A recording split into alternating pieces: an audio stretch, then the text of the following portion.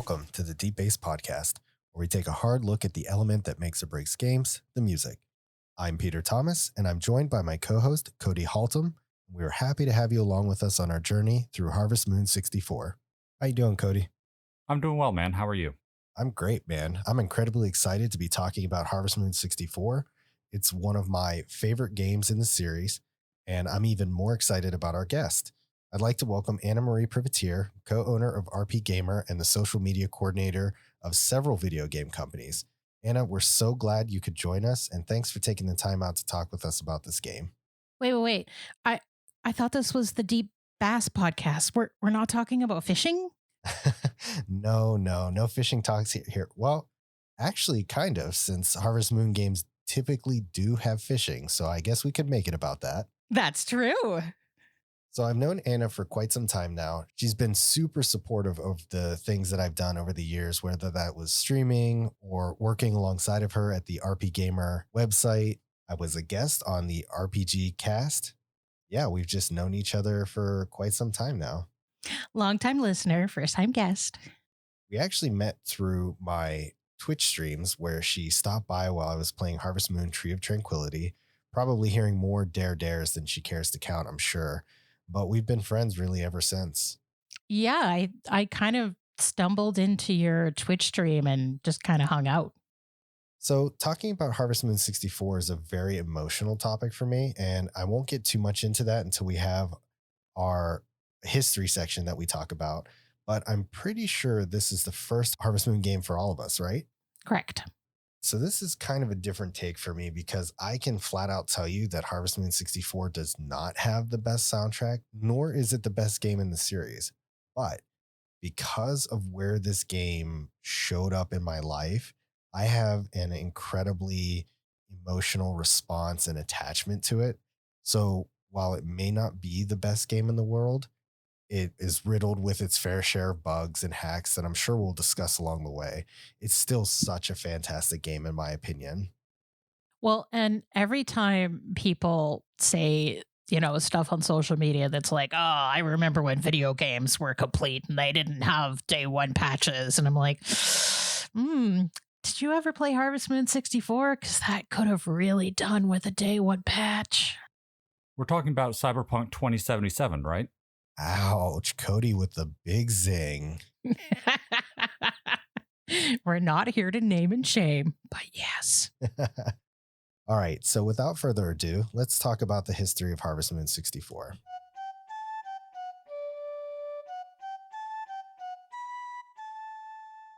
Harvest Moon 64 is a farm simulation video game developed and published by Victor Interactive Software, now known as Marvelous Games, for the N64 video game console, and a third game in the Story of Seasons series.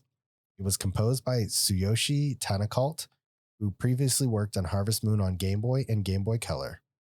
The game was released in Japan on February 5th, 1999, and in North America by Natsume on December 22nd, 1999. In celebration of the series' 20th anniversary, the game saw a release on the Wii U Virtual Console on February 23, 2017. This also marked the game's debut in the PAL regions, as well as the game's first official re-release in nearly 2 decades. There's actually a really good story about Harvest Moon 64's release date, too. So I'm sure you remember that Harvest Moon 64 has like 2 huge problems on its title screen. Number 1, it says push the start. And number 2, Natsume's name is spelled wrong on it. Oh man, is that serious?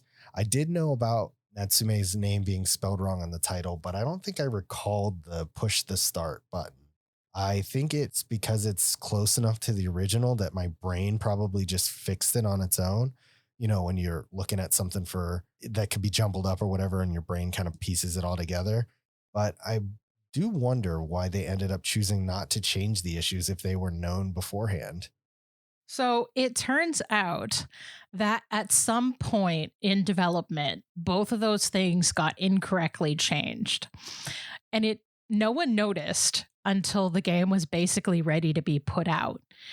But in order to correct it on the game carts, Natsume would have had to delay the release of the game by like 2 or 3 months. So instead of being a Christmas release, it would have been like a March release. And so I guess they just decided to eat it and let people make fun of their company name being misspelled. That's wild. I guess it probably has to do with the hardware. Maybe making changes to the cartridge data is not as easy to do as opposed to like changing it if it were on a CD based medium or something like that.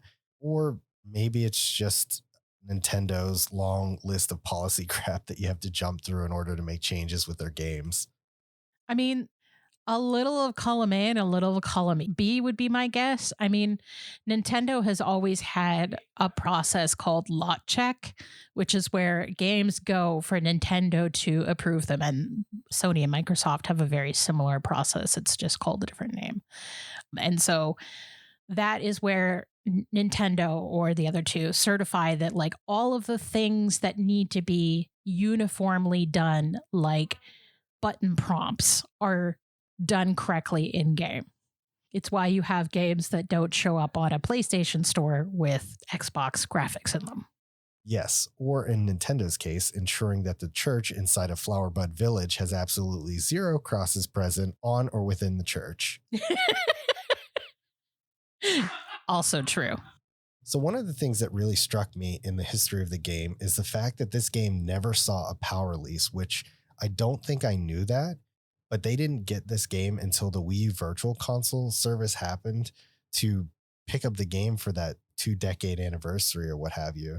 Sorry to all the European friends who never got to see this, but Anna, I'm curious if you might know, do you have any idea why that title never made it to Europe? I don't know definitively, but I can take an educated guess.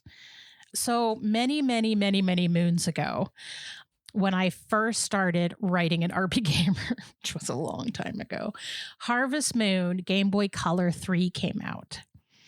And it didn't have a PAL release. And I ended up mailing out 5 or 6 copies to people that were part of the RP Gamer message forums community because they were huge Harvest Moon fans and all they wanted was a copy of this game. And it turned out that Ubisoft used to publish a lot of games for North American companies in Europe back before they became like super well positioned developer and publisher themselves. So I can't say definitively, but I have to wonder if Ubisoft just turned down publishing it for some reason. Because I know that they turned down Harvest Moon Game Boy Color 3 because it never had a PAL release, even though they published Harvest Moon Game Boy Color 1 and 2. And then I think they also did Friends of Mineral Town. Oh man, I didn't know Ubisoft played such a huge role in getting games out there, especially to Europe. That's kind of cool. I am curious to know why they chose to omit this one.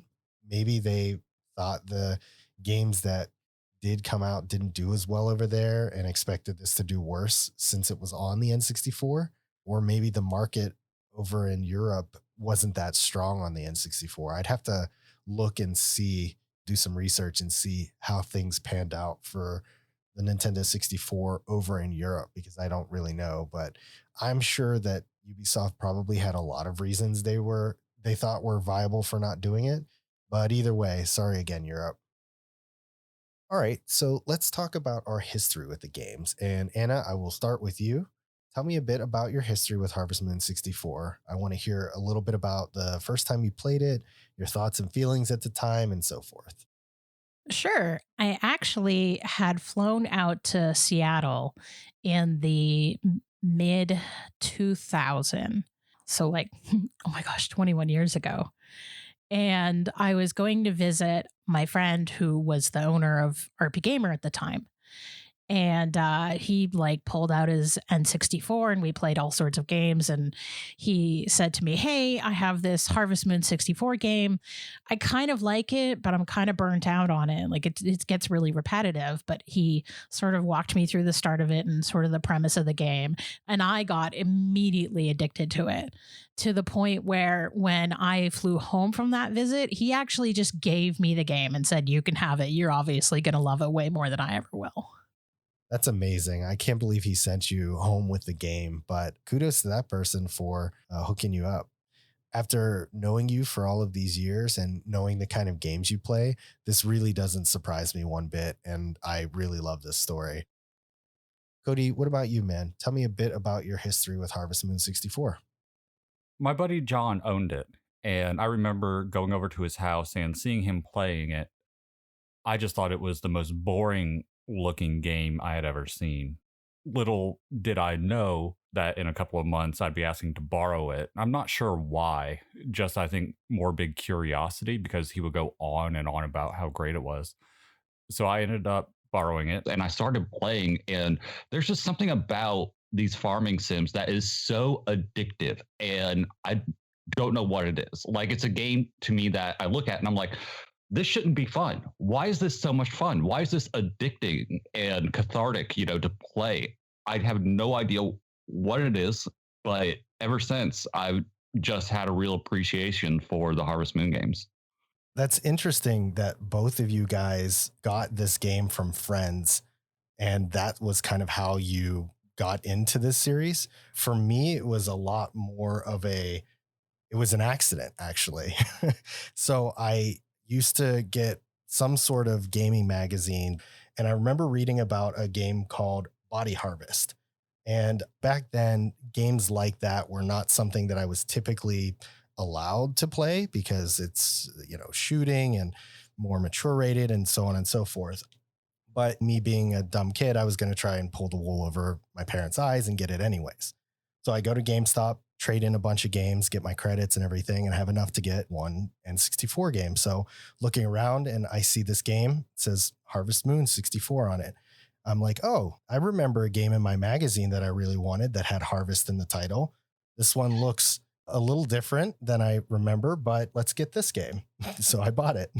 I took it home and popped it in and found out very quickly that it was not the game I was expecting at all. But I was so absorbed into the kind of gameplay that it had. Again, this is the first time I've ever touched one of these games. This is the first time I've ever seen anything like this where I'm playing a game and I'm doing real life work here. I'm farming and taking care of animals and stuff.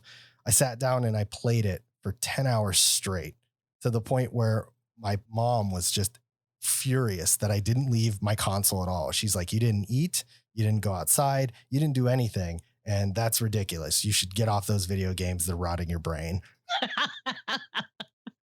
But I mean, that was it, man. That was all it took. I played the ever living hell out of that game over and over again. I think I've married like 3 or 4 bachelorettes at that point. I can't express enough just how much I love this game. And that's what got me into it. I think I've played every single Harvest Moon Story of Seasons game that has come out since then, minus like maybe 2. Yeah, I've only owned this one and Magical Melody. Those are the only 2 that I own currently. Magical Melody is one of my favorite. Yeah, it is mine. You guys just like it because he's got a little bubble butt. I play as a girl, thank you. The reason why I like it is they use the C-stick really well, so you can just switch through your inventory really quick. Oh, that's right.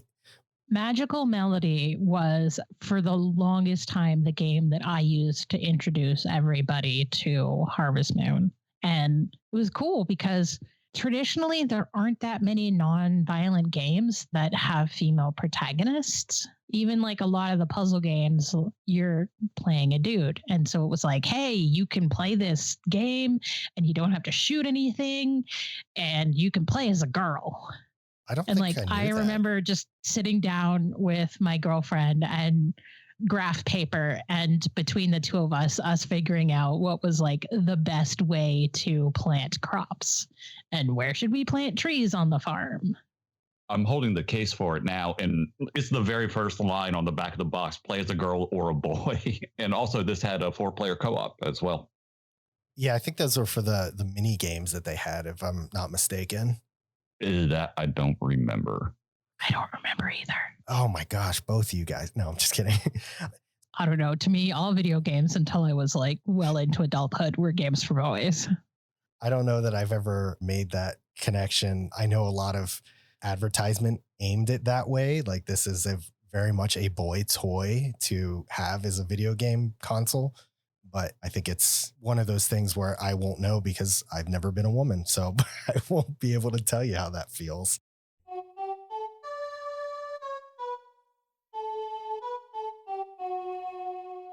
All right. Why don't we kick off our music lists?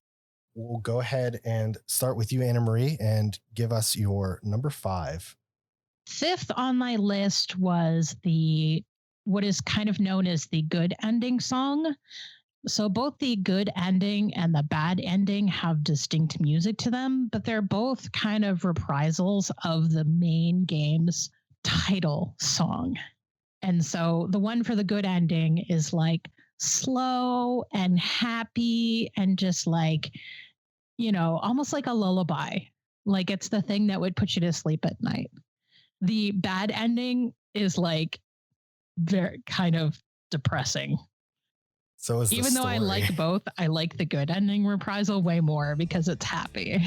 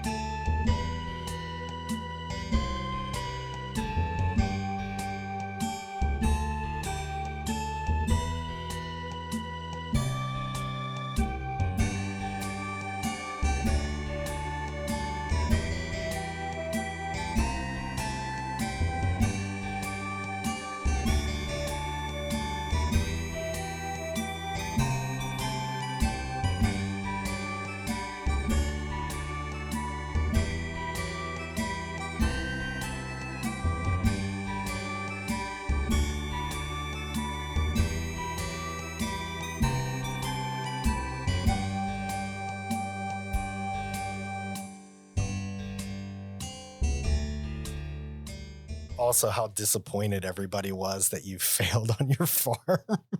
Wait, is that what the bad ending was? Because I never beat the game, shocker. But there was a bad ending. Going through the soundtrack, I was kind of interested to see that there were 2 different tracks for that. What was the bad ending? So you have to integrate yourself into the community. And there seems to be a lot of argument about what that entails. And there's a lot of theory crafting around the internet about what is a good ending versus a bad ending. But yeah, if you air quote fail to integrate yourself into the community for whatever that means, you get the bad ending. And the community's like, you know what, you suck, go away. Yeah. All right, that's every time then. There's no way. Yeah, they actually throw you off the farm. Yeah, I've gotten the bad ending once, and it was because my focus was on my animals, the farming, and the relationship that I built with my bachelorette of choice at the time. But they judge you on those things, but they also judge your relationships with everybody else. And they also judge you because there's a string of characters that come on. It's like year 3, spring 15 or something. And they all come out and they ask you, did you do X, Y, and Z? And cooking is another one that they'll judge you on if you've gotten enough recipes to fill out the kitchen and things like that. So there's a host of different things that they come by. And I remember they came by and they were like, you did a great job with your farm, but nobody knows who you are and you don't know how to cook. So get the hell out. I'm like, oh, okay. I did like this track though. I think it was a good pick. And something that really hit me, and I'll say this over and over again while we're doing this, is listening to the soundtrack was so nostalgic for me. Yeah, no, definitely. Like for me, it kind of like brings back the memories of sitting down on the carpet in front of the TV because everything had a cord of like 3.5 inches. Exactly. The memories of like flopping out on the carpet with your buds. I almost put this on my list for a bunch of reasons, but this song does open up in the prologue when you first start a game. And this reprise actually keeps with the main loop instead of adding kind of the faster paced bit that I heard in the prologue. But I do love the hokey welcome to the farm vibe it gives. And using it as a ending theme, it feels more like we've come full circle, kick back on the porch on your very renovated house, kiss your baby that never grows up and your wife of choice, and enjoy the fruits of your labor. It was hard for me not to put this on my list just because I wanted to capture my entire experience with Harvest Moon 64, but unfortunately 5 tracks doesn't allow me to do that, so I had to nix this one. I mean, I think one of the big reasons why it made my list in particular was some of the first speed runs that I kind of looked up when I started getting introduced to the concept of speed running was Harvest Moon 64 Marriage Percent. And so a lot of speedrunners, when they stop their run, end up switching to the good ending title track as sort of like a way to cleanse between runs. Interesting. All right, Peter, what is your number 5? My number 5 is the Goddess Pond. I'm starting my list off with this track, not because it's the best song in the game, but because of the kind of emotions that it invokes for me. That's kind of the theme of my list in general. This is by far a more emotional game, again, being the first one that I kind of ever gotten into. So I kind of stuck with that theme. Musically, this track fits pretty well for something that features, this pond where the harvest goddess resides. And you can't take that away from the track itself. But what put this on my list is kind of the meaning of it. Anytime you visit this pond in the game, it was usually because of some kind of insight or update that the harvest goddess was going to give you. And that moment really felt special for me. In some of the newer games, she becomes a marriageable candidate, which to me kind of took that magic out of it, with no pun intended. But the earlier games, she was kind of this rare, majestic being, and meeting her meant something really substantial. And that's how this one ended up on my list.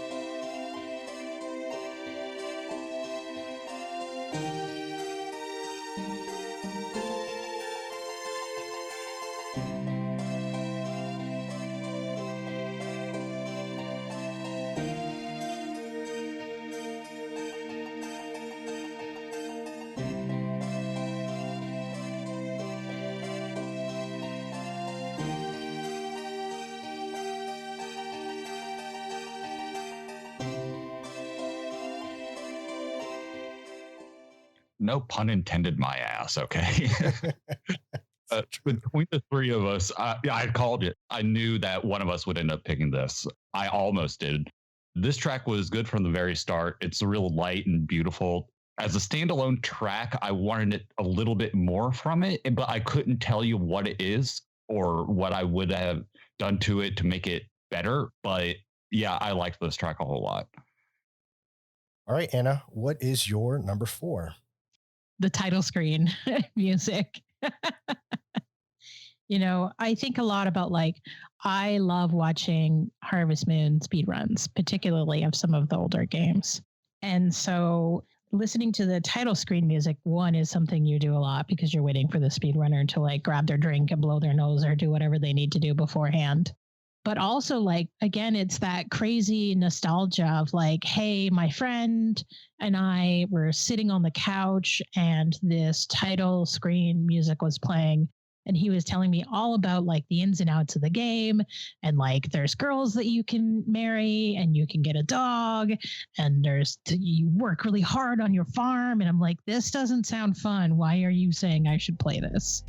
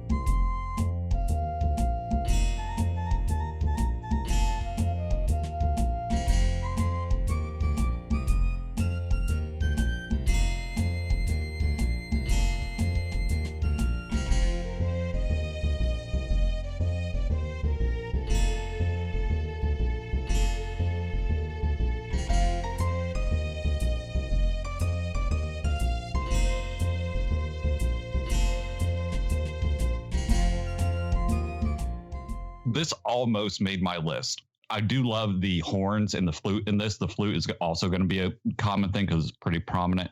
Unlike some of my picks, this is a super simple track, and that makes sense because at the core of it, this is a pretty simple and straightforward game.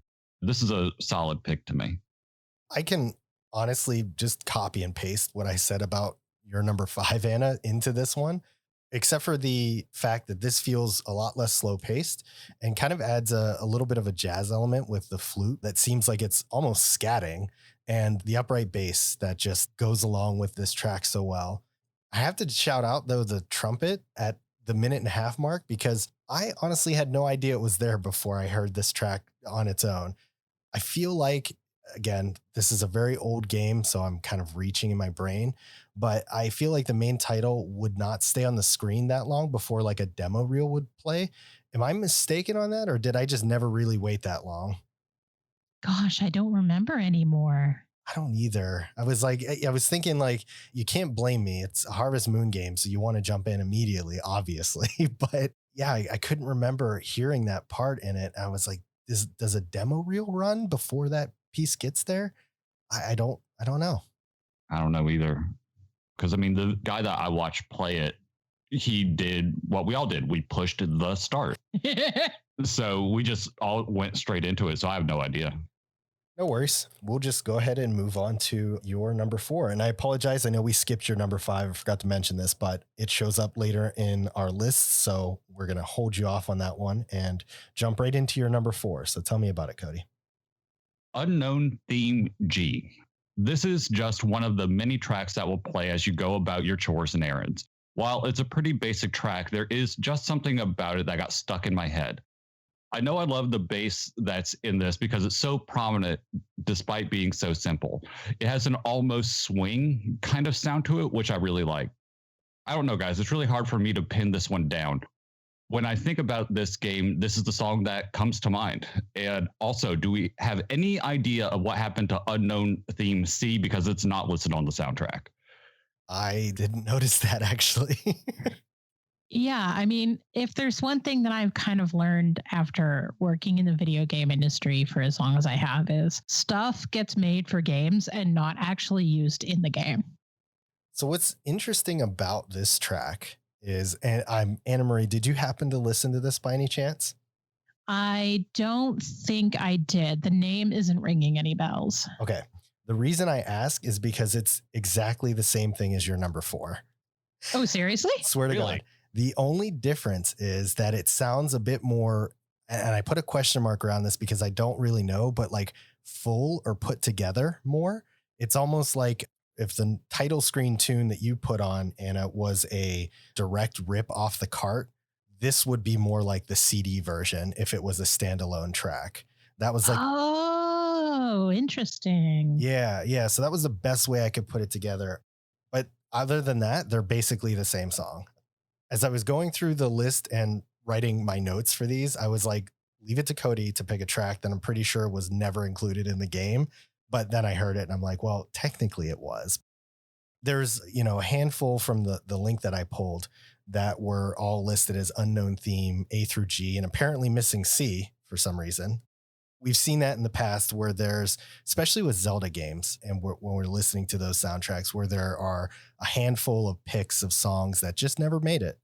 A lot of the ones on this soundtrack I thought were pretty good, but I could see why they didn't make it. There was no clear spot where I could be like, oh yeah, that fits right there.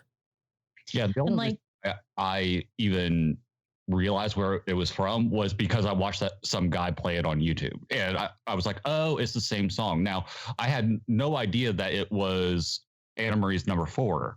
I knew that a lot of these tracks sounded similar, but I didn't know it was like almost a direct 1-to-1 at all. Getting sort of YouTube music versus game music can sometimes be a little challenging for some of these older games because there was probably an OST of some sort in Japan, but it would have never been localized. Oh no, especially not this game. Yeah, not this early. I mean, I'd probably have to pay a premium to find anything on like the N64, PS1 era of music or earlier. I mean, honestly, even more recent than that, like when I played Kingdom Hearts for the first time, which is a PlayStation 2 game, I had to import the soundtrack from Europe because it wasn't sold in the US or Canada. That's not shocking to me. I mean, a little bit because it is Kingdom Hearts and Disney. Hello. But I can see that, especially with the first one. All right, Peter, what's your number 4? Number 4 for me is the Flower Festival Dance. The Flower Festival Dance was a simple festival, but being able to dance with your potential love interest once you've built up their affection was such a nice addition for me. Any of the events that allow you to interact with your potential significant other was always a good time, just because I really enjoyed those bonding moments a lot. It helps you get to know and get closer to whoever you were working to pursue for that particular playthrough. And those kinds of moments for me were just always, those were always my favorite.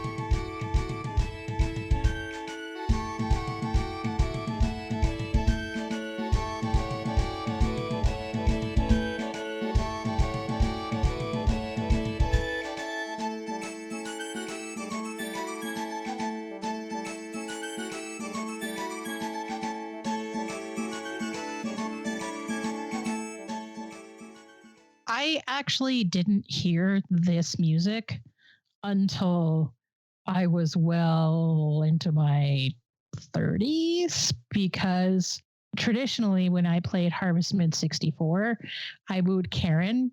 And there's a hilarious bug where if you just show the dog over and over again to Karen, you can raise her affection. So I never did the flower festival. Why would I need to dance with her? Thank you for that life hack, making my life with Karen. Because that was my girl in this game all the time. I love this Irish jig. This track is so good. I mean, all you have to do is listen to it and you know exactly what's going on in the game. You listen to it and you instantly just picture people dancing around a maypole. You know, this is a perfect song for this moment in the game. Karen was also my bae in N64 version. How could you not? She gets a little weird in Back to Nature. Yeah, a little. I did not know. Where can I get back to nature? Harvest Moon 64 and Harvest Moon Back to Nature were basically two sequels to the original Super Nintendo game that were co-developed. Because they were being co-developed and the teams weren't necessarily talking to each other, they got a lot of the same base information, but the two games sort of branched into different directions. So Karen's personality is pretty different from one to the other. Yeah, she's a lot more tame and far less aggro and 100% less alcoholic. Well, that's no fun. I want my Karen. Never mind. I'll stay away from her. Thanks. I know. I don't want to segue too much, but I will tell you that going from Harvest Moon 64, where I've gotten to know and love these personalities, to Back to Nature was such a tough thing for me because they used all the same characters, but they were all different. Like every single person just behaved and spoke differently. And it was a very hard thing for me to accept. Okay, Anna, let's hear your number 3. The name entry screen. I know it seems kind of lame because it's like the name entry screen. Are you there for like 3 seconds putting in your name and moving on? But 21 years ago, when I was first introduced to this game, I didn't sort of have the same sort of, how do I explain it, fictional identity that I do now that I've played like a million RPGs, where it's like, oh yeah, of course I have a go-to name for a male protagonist and a female protagonist. I was 19 at the time, and it was like, what do I name this character? This is not normally an option for me. I think the only other games that I had played that allowed for name inputs would have been Final Fantasy 4 and Final Fantasy 6. And I mostly just kept people's names the same in both of those. Was pause not in existence yet? I mean, people had been calling me pause since I was about 13, but I guess it hadn't really solidified as a, hey, you can use this as an identity in other places and in other ways. I don't even, I guess my first email was pause 57. But I mean, beyond that, like I wasn't using pause as a nomenclature really anywhere.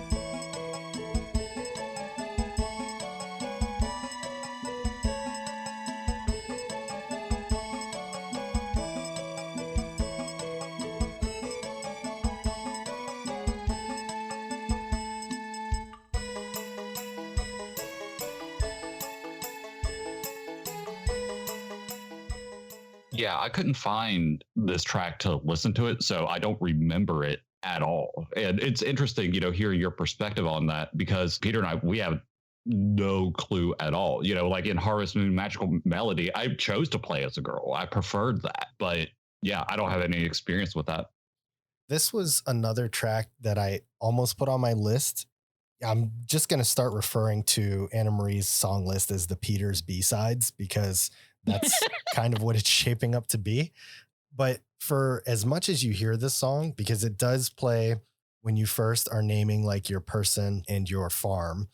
But if you're like me and you had a bunch of animals around, you heard this every time a new chick hatched, or you gave birth to a new cow or something like that. So you hear it quite a bit through that. So I learned to really love it. It's a good song on its own, obviously, but you really start to love it every time you hear it. And it's also a faster paced mix of the spring theme. So I like it for that reason. And the spring theme may or may not have made my list. We're not going to say. Oh, yeah, sure. Spoilers. I know. Light spoilers. Cody, what is your number 3? The autumn theme, actually. Although I'd have to use some imagination if I was going to get any autumn vibes from this track. But the flute in this is too good to care. There's some bass in there too, but the flute is what seals the show on this track. There's an odd horn that I really like, but I really couldn't place it. This has some Middle Eastern vibes to it, and I'm all about it. It doesn't fit that time of the year for me, but I'm so glad that this track exists.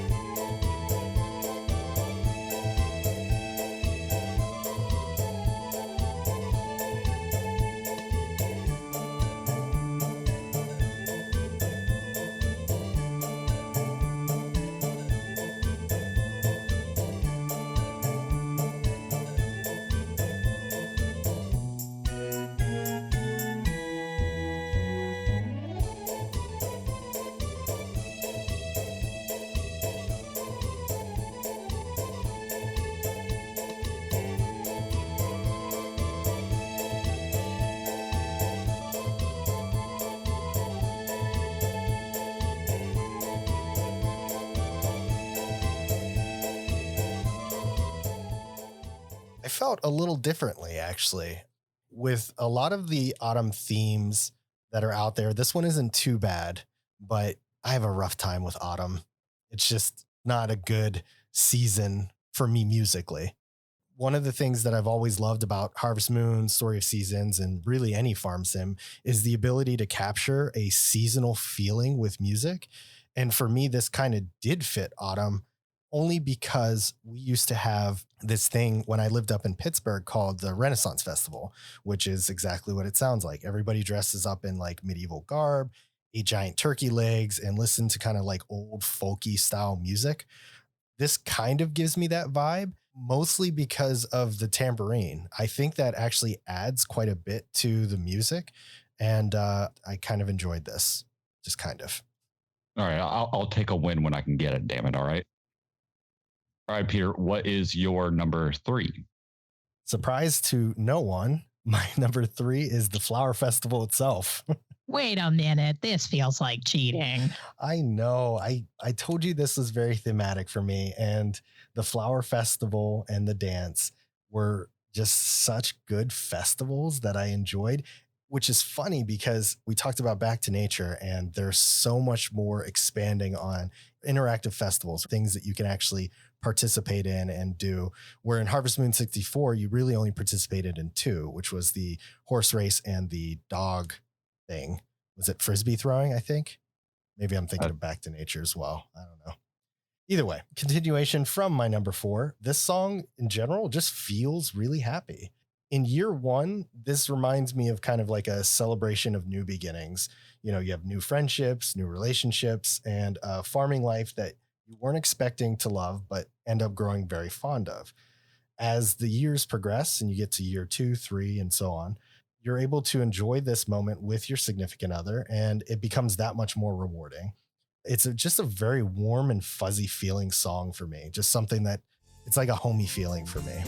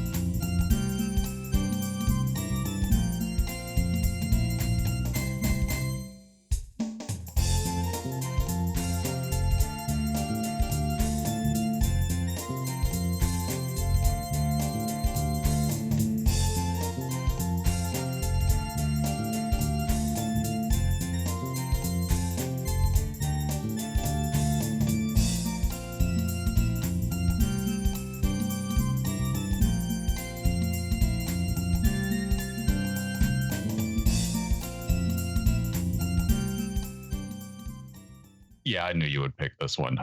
Dead to rights, I had you in my notes. To me, this doesn't really sound like a festival, and I don't really remember it in game. I mean, in my defense, it's been a hot minute since I played this. But I mean, it doesn't take away from the track. I like the track. Once again, the flute in this, I mean, it's all over this soundtrack. And I don't know why it's sticking out to me so much, but it's so good on this soundtrack, and I just don't get it. This is a track that really kind of, it makes you want to dance, makes you want to get up and move a bit. I mean, it's a good pick. All right, Anna, what is your number 2? You're going to laugh because I think between the 3 of us, we picked every single season. But my number 2 is the winter season. You spend the first 3 months that you're playing the game, from the start of the spring to the end of the fall, kind of desperately scrabbling for money. And you're always planting or meeting someone or running hither and yon. You are so busy. And then you wake up the morning of the first of winter and this music hits you and you're like, I have a moment to breathe. And like that sort of moment of, oh, there's so much less that I have to do right now. I can just relax for a minute. Fits this theme so well.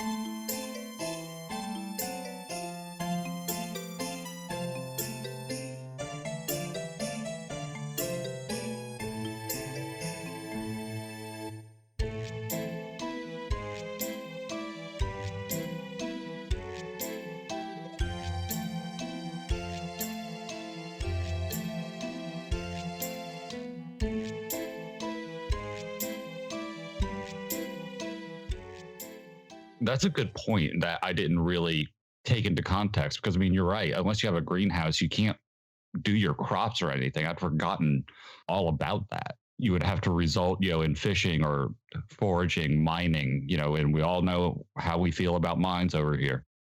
This is going to be a weird take, but I'm playing a Final Fantasy VII remake right now, and listening to this track gives me some serious Final Fantasy VII vibes, and I don't know why. I'm sure it's just coincidence because, I'm working on multiple things at once, but I digress. I think this is one of the first times that we're getting an accordion on a soundtrack, so shout out to that. This didn't make my list, but I do enjoy this track. It's a solid track. Do you remember just a bit ago whenever I said that Anna's list was going to be the Peter's B-side list? Yep. Let's just go ahead and edit that out of the episode because this winter theme makes me so sad, Anna. So sad. Why? Because your farm is dead. Your animals are probably dead. Your soul at this point is dead. And everything is dead. And here comes this game with a super sad waltz just to rub it in a little bit more. No, aside from my personal feelings of the song, this is probably my second favorite seasonal theme. It is beautifully written and, again, just captures the essence of this season very well. I really adore the almost creepy vibes that it gives when I think it's an accordion starts to play, or sounds like it might be an accordion, but I never really likened it to relaxation and a sense of calm that comes with not having to be able to farm, because in my head, I immediately, like you said, Cody, go to the greenhouse and I'm just like, okay, farming stops outside, but farming does not stop in here. So I need to go ahead and start working in there. But greenhouse does come a lot later. So it's a little unfair to say that, but yeah, it's a very enjoyable track. I'm honestly not sure I have ever constructed a greenhouse in Harvest Moon 64. No kidding. Really? Yeah, it was like one of the first things I do because this is early enough in the game franchise that will stop time when you're inside of buildings. So as soon as I can get the greenhouse, it allows me to farm as long as I want to without having to worry about running out of time for the day. And time in Harvest Moon 64 moves so fast. Yeah, isn't it like an hour a minute or something like that? I think so. I don't remember. It's very quick though. It might even be faster than that, honestly. No, it's got to be right at around a minute. I'll clock it and text it to you. How about that? Sounds good. All right, Cody, what is your number 2? It is the summer theme. I mean, this one's a given, right? From the moment it starts, the steel drum is there, and this track had me. I mean, the tambourine helped, but still. It's the steel drum that makes this a great track. I think if you were to replace it with anything else, you just wouldn't get the same summer/tropical vibes from it. It's just a joy to listen to.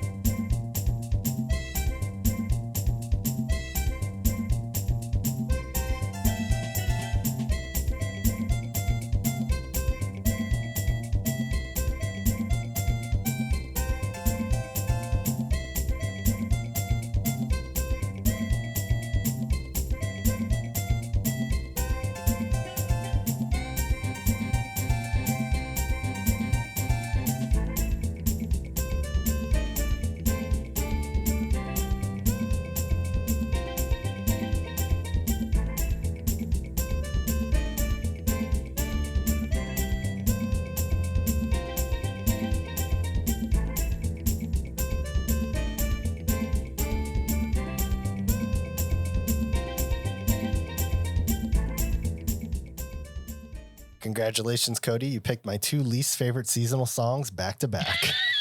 Oh, yeah. I swear to God, I'm not saying that just to pick on you or show favoritism to Anna Marie here, but I know. I just genuinely like them less than the other 2 seasons. But to throw you a bone, at least the higher of the 2 on your list is my 3rd favorite. No, but in all honesty, it is a good summary track that lends itself well to the season with being very fast paced, the steel drum that's in it and everything like that. I feel it's, quite fitting given that summer is generally a very crazy month.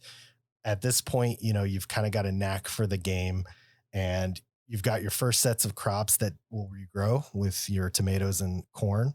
And I'm not sure about you guys, but I was typically burning so much stamina on crops that I just couldn't keep up. I would plant too much and then run out of stamina and not be able to take care of all of them all the time. The real surprise for me in this track was actually how well the bass line carries in the song. The harmonica and steel drum are pretty standard for a summery song like this, but the bass actually really surprised me the most. It's interesting to hear you guys talk about like, oh, this has such summer vibes for me because like I grew up in Northern Ontario. When I was 19, I moved from Ontario to PEI in the dead of winter. And then I moved to Manitoba where like I have lived in perpetual snow. Just snow all the time. And so like, oh, these steel drums remind me of summer in tropical places. And I'm like, I prefer the winter theme. It reminds me of Weird Al. Of course. I should have actually pegged that. That was why you would pick the winter theme so high, is because you're just used to, like you said, perpetual states of snow at all times. Canadian go burr. All right, Peter, what is your number 2? My number 2 is the New Year's Festival. If I didn't know any better, I would have said this was an ending or a credits song. Being that this signifies the end of the previous year and the start of a new year, I feel like that vibe is pretty on brand. There's something very wholesome and fulfilling about the song closing out a year in this game. Couple that with the fact that it's basically a mini game where you try and outdrink everyone in the village to get all of their funny responses. It seems like a very fitting way to end the year of hard work and labor that you've just performed.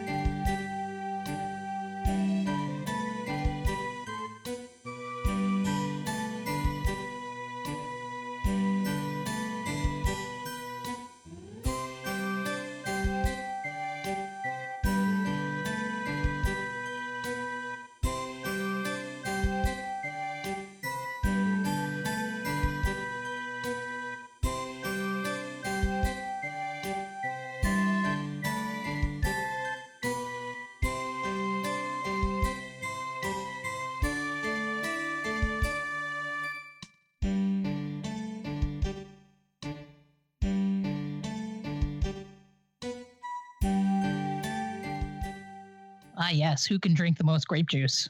Oh, wait, this might have actually had wine. I had completely forgotten about the drinking minigame. I'm not even going to lie. It wasn't even until you said that where I was like, oh, wait, that was a thing, wasn't it? Yeah, there was a hidden stat that you couldn't manage or monitor, but basically the more you drank, the more your tolerance went up. If you had the tolerance, you could outdrink everybody and then just leave the festival, call it a day. But if you didn't, after X amount of drinks, you would pass out and you would be basically dragged back to your farm and start the next day. With lowered stamina, I would be sure, but no, they wouldn't do that. When I first listened to this track, I didn't have any notes for it, but listening to you, I mean, you're absolutely right and you nailed it. It is very much like a fresh start, like a new year. And in that context of thinking about it in that way, it all makes sense. The track itself makes sense. But forgetting that little aspect and not thinking about it, I didn't really have any thoughts on it. I liked it, but I had no notes written down. The funniest part about that little drinking mini game is there's absolutely no reward for doing it. You just do it to do it, and that's it. It's there. Yep. It's a very Harvest Moon thing. All right, Anna, we are at your number 1. Let's hear it. It is the horse race. So I feel like this is number 1, not only because I love it, but just because of the sheer amount of time that I've spent listening to the horse race. Because I have an admission, I am a dirty cheater. Oh no. Did you cheat on your bets? Of course I did. So There was a bug with Harvest Moon 64, and it was different from the bug with Back to Nature, although both of the games had bugged horse races, in that you could bet on a horse and lose. And if you backed out of your bet before you placed it, you didn't lose money. And then you soft reset the console as opposed to powering it down and powering it back up. And you could then place a real bet on that horse, and the same horse would generally win. And so you just spend a lot of time listening to the horse race music. But I also love it because the tune is really cool. I'm over here taking notes. So, Cody, I know this is on your list, and I'm going to get to you in just a second with this. But what's interesting is I remember that being a little different. And again, it's been a long time. So what I remember from that bug was that it's almost exactly like you said, you could sit there and max out all your bets, and then you would back out of it. And then you could actually play the race right then and there without having to reset. And I think it was whatever the horse was, the fourth slot, it would maintain that you were still betting whatever coins that you had bet on that horse. So that was how I remembered it. But again, long time, I could be wrong. And I really should boot it up and try it again. That sounds a lot like the Back to Nature glitch. Okay. Maybe that's what I'm thinking of then. Yeah, no, it's, I had to be like real specific and do some research. It's like, all right, when I'm thinking about these songs, when I'm thinking about doing these like things like, wait, did I actually lose my dog in my wall in my house? Oh yeah. No, that was Harvest Moon 64. And it was like, and sometimes I was like, hey, wait, how did I glitch the horse race? Oh yeah, you could bet on everything in Back to Nature, but you had to soft reset out of it in Harvest Moon 64. Gotcha. Yeah, the two of those kind of blend together because of when they came out and the time period and so forth. But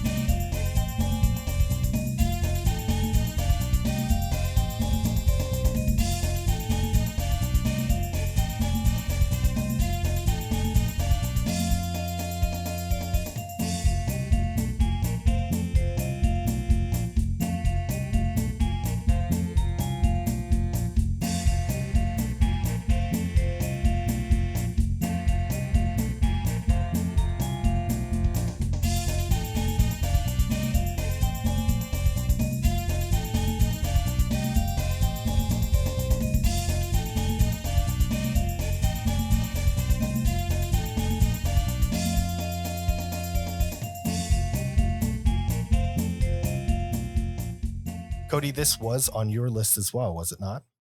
Yeah, it was my number 5. And I don't remember this being as good as it is. It's probably because I sucked at the horse racing mini game, so I never did it, but that's, for another story. Particularly, I love the saxophone in this. It just stood out so much more and made it such a more unique track than I had remembered it being. I think for me, looking back, now that I have done gaming journalism and I worked in the gaming industry, I think the other thing that sort of makes me smile at the horse race track is it does a really good job of forecasting or breadcrumbing, where the idea is you get a horse really early in Harvest Moon 64, but the first time the festival happens, your horse is still too young to participate in it. So it sets up a really good expectation. Oh, I need to take care of my horse, and it needs to grow up really well, and it needs to love me. And then in the future, I can enter it into that race. So it gives you, without hand-holding, a goal to shoot towards. And I feel like some of the modern farming games across the spectrum don't do that as well as they could. I never picked up on that. I didn't. I mean, I remember getting the horse like super early, but that was never really like my thought process. I just loved my horse. I didn't put 2 and 2 together on that one. Yeah, and I don't recall either if it was just brushing it that boosted the stamina or if you did have to physically ride your horse around in order for that to count towards it.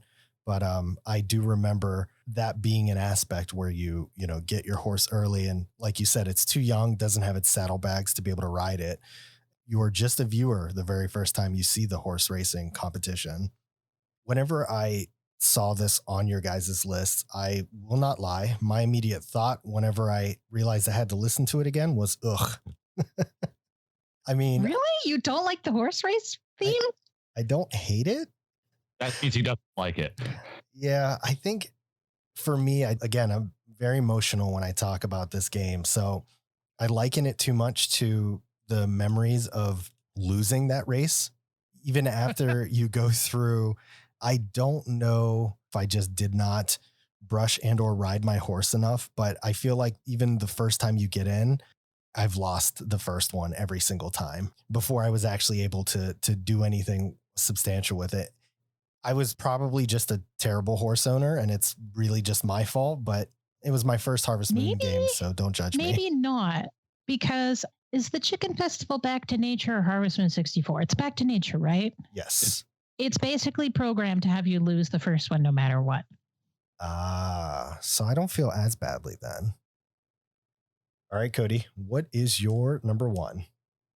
My number one is Starry Night Festival.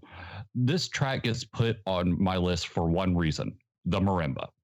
It may seem like I'm going on a percussion theme, but I swear it's not intentional.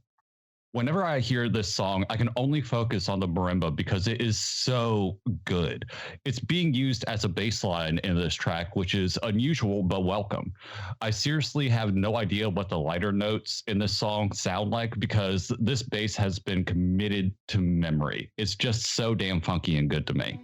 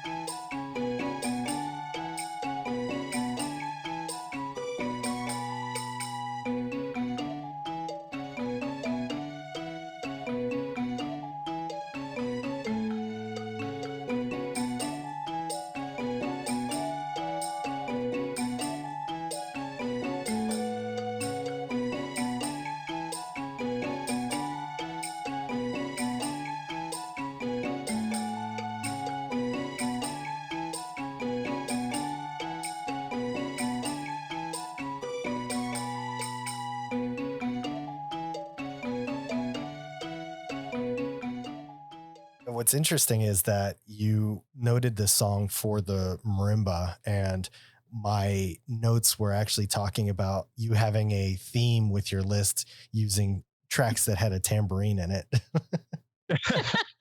It does have a screen too. Yeah, yeah. I probably wouldn't have paid this song any mind on a normal occasion, but because this is another track that's on a festival, if I'm remembering correctly, that you can have a date with your potential partner with, I was all for it. I don't remember the song too well from my memory, so I must not have paid that much attention to it as a kid, but I definitely can see why this made your list for a lot of the reasons that you've noted. It seems like a very you track, and it's also very different from all of the rest of the tracks in the game. So I thought that was a pretty cool call out. Yeah, it's pretty unique. All right, Peter, take us home. What is your number one? We've finally gotten here. We've covered 3 seasons at this point, and I'm about to hit the 4th. My number one is the spring theme. There really isn't enough good that I can say about this particular theme. Maybe it's because it was the first song that I was ever exposed to in the game, or maybe it's because it's just that good. But this is the one song in the entire franchise, just over one summer song from Save the Homeland, that I can legitimately hum from memory at any time, any place, whenever I think of a Harvest Moon in any kind of capacity. I'm not sure if it's the simplistic nature of it or what it is particularly that captivates me so much about the song, but man, does it feel good. Honestly, I may love it as much as I do purely out of nostalgia, but when we talked about this episode being done months ago, I knew that this was going to be number one on my list.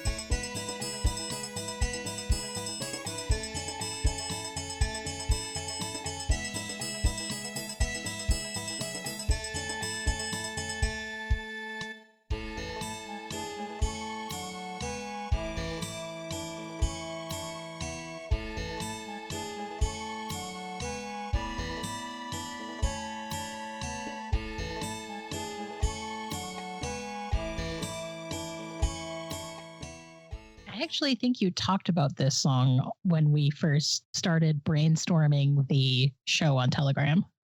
Yeah, I mean, I'm not surprised. It's one of my favorite tracks. And like I said, the other track that comes to mind is the summer theme from Save the Homeland. I really enjoyed that one a lot as well. And those are two that I never forget them. They're so good. Yeah, man. So many of these tracks are just so nostalgic to listen to. It's a good track and a great way to start the game. It's a very slow track that really takes me back to those early moments in the game where you're just breaking rocks and chopping down trees to start your farm. I figured this would be on your list, but I didn't expect it to be number one, but I totally understand why. Yeah, I couldn't not put it there when it's the beginning of everything. It was the beginning of my Harvest Moon adventures for many years to come. To this day. To this day.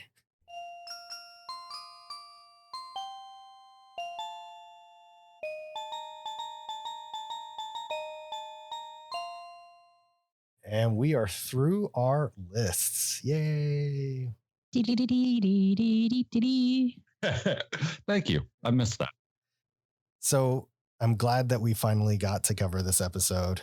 I knew that there would be a Harvest Moon covered at some point in time. I wasn't sure when or which one it would be. Kind of sad that we couldn't get enough spacing in for being able to cover the newest one, which I am currently going through now. And that has been such a treat. Are you currently playing that, Anna Marie, or are you just kind of sitting on it for now? No, I'm playing it. Oh, are you? Okay. I wasn't sure. And Cody, you have not picked it up yet, correct? Or are you rather? I might. I like having a Harvest Moon per generation, a farming sim per console generation, just something that I can pick up and play. It doesn't really matter which one. I have not upgraded to the PlayStation 5 or Series X yet. I'm just sitting on that. And I know I can get it on my Switch, but right now I still have Stardew Valley, which, just had a huge patch release for it not too long ago. So I'm covered for the moment, but I might end up picking it up. Because, it's been a hot minute. It's been since the GameCube since I played a Harvest Moon game. I like to say that I'm farming game agnostic. I will pretty much play all of them. So I play Harvest Moon, I play Story of Seasons, I play all of the many different indies. In fact, I stream Stardew Valley every Sunday morning on the RP Gamer Twitch channel. Yeah, that's something that I have really come to love with these indie titles is how much of an impact these types of games have played on them, to the point that we are getting so many of them, whether they're traditional like Stardew Valley is, or if they kind of go off the beaten trail with something like Summer in Mara, which is just a completely new take on the same kind of formula. Graveyard Keeper, Gleaner Heights. Yeah, there's a lot of really cool farming indie games out there. Right. Yeah, I forgot about Graveyard I actually Keeper. backed a Kickstarter game for the first time in 4 or 5 years. So Sunhaven is a little closer to Rune Factory than it is to Harvest Moon, but I'm pretty excited for it. Yeah, we didn't touch on Rune Factory at all in this episode, but that's another branch of a different kind of farming sim, but farming sim nonetheless. It's just, these types of games, they scratch a different itch. Something that's unique about them is that they are a lot more slower paced and they have a different kind of accomplishment feeling that you get when you finish them than your AAA titles that come out every day. There's a really great interview that RP Gamer had with the guy who owns Natsume many years ago at E3. And he said something that has kind of always stuck sort of in the back of my mind is he said that the thing that always appealed to him about Harvest Moon is hard work leads to great rewards. And like, that is something that rattles around the back of my brain a lot. That's a fantastic way to describe these games.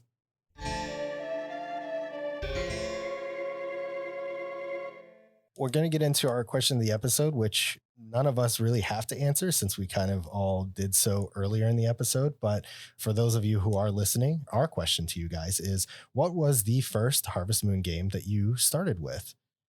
And in order to answer that question, you can stop by our Twitter at deepbasepodcast.com and leave us a message there when the episode link drops.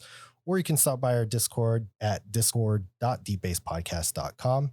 And we'll be happy to chat with you there, where everybody loves Cody more than they love me. Yep, just got confirmed again just yesterday. I feel like that's just going to be our tagline. Like, I feel like every major game company kind of has a tagline, and that's going to be the Discord tagline. I'll take it.